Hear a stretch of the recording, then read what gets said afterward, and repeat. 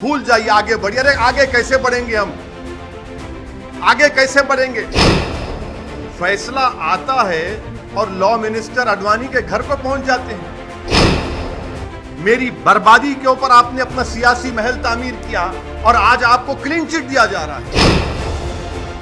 अब मैं ये समझने से कासिर हूं कि अगर सुप्रीम कोर्ट ये कहता है कि egregious violation of rule of law, तो क्या कोई जादू से मस्जिद को शहीद कर दिया गया था 6 दिसंबर को? क्या कोई जादू से वहां पर 28 और 29 दिसंबर की रात 49 में मूर्तियां रखी गई थी? क्या कोई जादू से उसके ताले खोले गए थे जब राजीव गांधी प्राइम मिनिस्टर थे? इसीलिए मैं ये कहता हूं कि सुप्रीम कोर्ट ने जो बात कही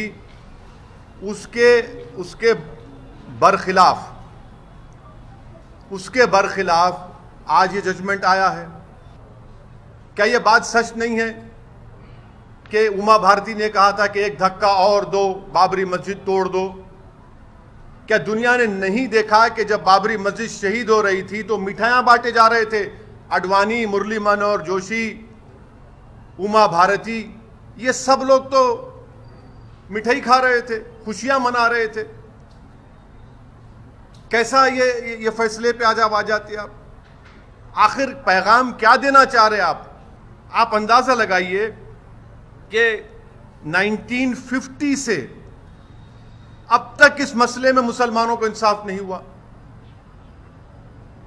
और आज ये फैसला आता है 28 साल के बाद।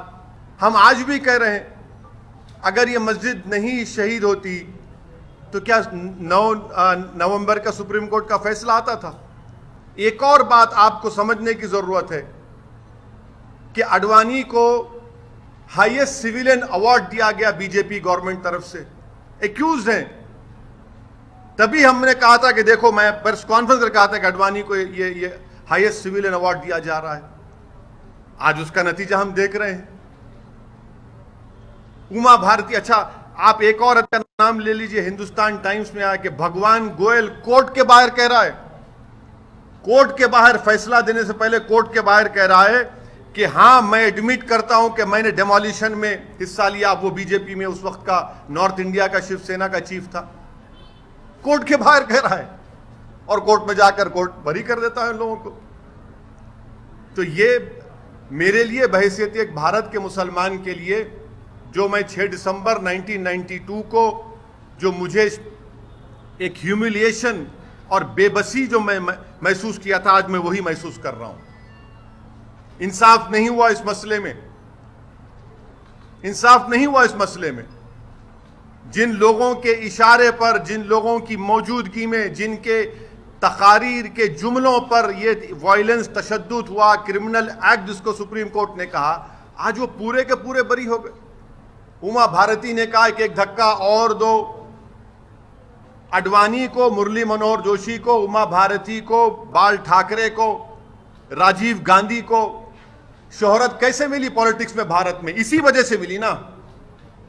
इनको पॉलिटिक्स में अगर शोहरत मिली, सत्ता मिली, कैसे मिली? इसी वजह से तो मिली कि आपने हमारी मस्जिद के ताले खुलवाए, मूर्तियां रखी और हमारी मस्जिद को शहीद किया आपने।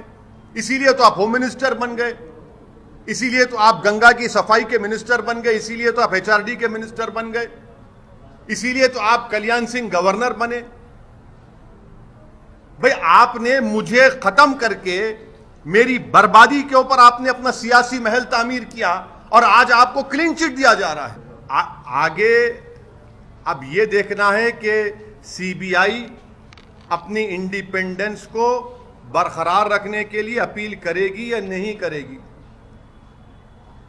और अगर सीबीआई नहीं करती तो मैं मुस्लिम पर्सनल लॉ बोर्ड के जिम्मेदारों से अपील करूंगा कि वो इसके खिलाफ अपील करें। फैसला आता है और लॉ मिनिस्टर अडवाणी के घर पर पहुंच जाते हैं। आप बताइए क्या पैगाम दे रहे हैं आप उन लोगों को जो भारत की खूबसूरती को मानते हैं, इंसाफ को मानते हैं? क्या पैगाम दे रहे हैं उन मीडिया के लोगों को जिन्होंने अपनी जानों को खतरे में डालकर कोर्ट में जाकर बयान दिया? उन पुलिस के ओहदेदारों पर जो अडवाणी के सिक्योरिटी में थे, उन्होंने कहा कि हाँ, ये तमाम प्री प्लान था। आज आपने बाबरी मस्जिद की डेमोलिशन में जिन लोगों पर क्रिमिनल केस था उनको एक्सोनरेट करके आपने उनको पैगाम दिया है कि चलो आगे चलो, काशी और मथुरा को जो करना है करो, हम तुम्हारो क्लीन चिट देते जाएंगे। जहां तुम्हारी आस्था का मामला आएगा हम उस पर तुमको मदद करते जाएंगे।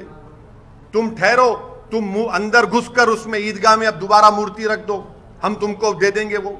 यही तो हो रहा है ना। आप अंदाजा लगाइए रूल ऑफ लॉ फिर क्या होगा। आज शाम से आप सुनेंगे कि ये जो बड़े बड़े ज्ञानी लोग हैं, लुक अहेड, भूल जाइए, आगे बढ़िए। अरे आगे कैसे बढ़ेंगे हम, आगे कैसे बढ़ेंगे? सारी दुनिया की आंखों के सामने 6 दिसंबर को मस्जिद को शहीद किया गया, डेमोलिशन किया गया। मैं भूल जाऊं क्या क्या भूलूं, बताओ मेरे से आप। कितने मेरे बर्बादी के दास्ताने फसाने तुम्हारे सामने रखूं ताकि तुम्हारे इस कलेजे में जो अगर दिल है तो उसको धड़कन हो, उसको तुम मेरी तकलीफ को महसूस कर सको। क्या पैगाम दे रहे हैं आप इस फैसले से?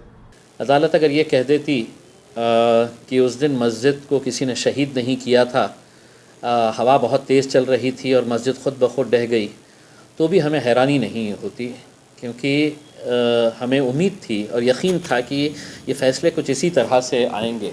सिर्फ मुसलमान इस फ़ैसले से नाराज़ है ऐसा नहीं है।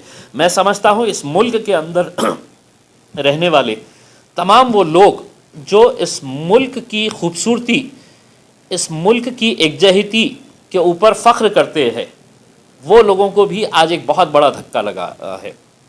मैं समझता हूँ कि अब आगे क्या होना है ये मुस्लिम पर्सनल लॉ बोर्ड ने तय करना है, क्योंकि अगर ये फ़ैसला आज अगर उन लोगों की हिम्मत को और बढ़ावा देता है जो ये सोचेंगे कि देखो हमने तो खुलेआम, हमने तो टीवी के सामने पूरी दुनिया देख रही थी और हमने इस मस्जिद को शहीद किया और यहाँ के देखिए क़ानून ने हमारे को क्या कहा, हमारे को कहा कि नहीं तुम लोग बेकसूर हो, तुम लोग बाहर जाओ, घूमो और देखो और कई मस्जिदें हैं क्या, तो ये उस बात को बढ़ावा देगा।